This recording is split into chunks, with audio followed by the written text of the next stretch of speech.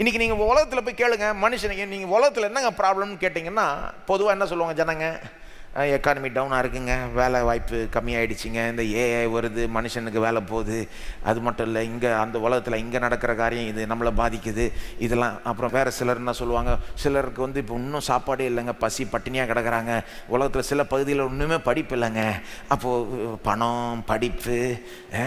சிலர்னா அரசாங்கத்தை பழி சுமத்துவாங்க, அரசாங்கம் தான் சரியில்லைங்க, அல்லது தலைமைத்துவம் தான் சரி கிடையாது, இந்த மாதிரி காரணங்கள் தான் சொல்லுவாங்க. மனுஷன்ட்ட என்ன பிரச்சனை, உலகத்தில் என்ன பிரச்சனை, இந்த மாதிரி காரணம். பைபிள் என்ன காரணத்தை நம்ம சொல்லுது? கண்ணுக்கு தெரியாத காரணத்தை சொல்லுது, ஆவிக்குரிய ப்ராப்ளத்தை சொல்லுது. இல்லை, பாவம், மனுஷனுக்குள்ள ஒரு தீய சக்தி, பாவம் என்ற ஒரு தீய சக்தி வேலை செய்து கொண்டு அவனையும் உலகத்தையும் கெடுத்துக்கிட்டு வருது. அதுதான் பிரச்சனை. பைபிள் கம்ப்ளீட்டாக வேற மாதிரி அனலைஸ் பண்ணுது. உலகம் எப்படி அனலைஸ் பண்றாங்க?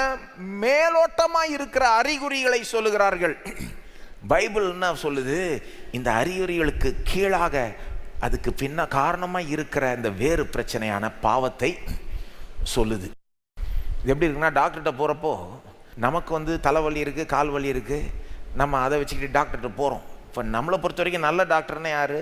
இந்த தலைவலியை போக்குறதுக்கு எதாவது மாத்திரை கொடுக்கணும், மருந்து கொடுக்கணும், கால் வலி போகணும், இந்த ப்ராப்ளம் சால்வ் ஆகணும், அதை தான் மைண்டில் வச்சுட்டு நம்ம போகிறோம். அந்த டாக்டர்கிட்ட சொல்கிறோம் இங்கே வலிக்குது அங்கே வலிக்குதுன்னு. அவர் 1-2 கேள்வி அதை கேட்டுட்டு அதுக்கப்புறம் ஒரு 10 கேள்வி கேட்குறாரு. இது நல்லா சாப்பிட்டியா, நல்லா தூங்கினியா, இது அது நம்ம நினைக்கிறோம், என்ன இந்த டாக்டர் என்ன பிரச்சனையை சால்வ் பண்ணிட்டு போகாமல் என்னென்னத்தையோ. ஆனால் ஜனங்க வந்து அந்த ப்ராப்ளத்தை பார்க்குறதுக்கு அந்த டாக்டர் வருஷ கணக்காக படிச்சுட்டு அந்த ப்ராப்ளத்தை பார்க்குறதும் பெரிய வித்தியாசம். ஜனங்க எப்படி பார்க்குறாங்க?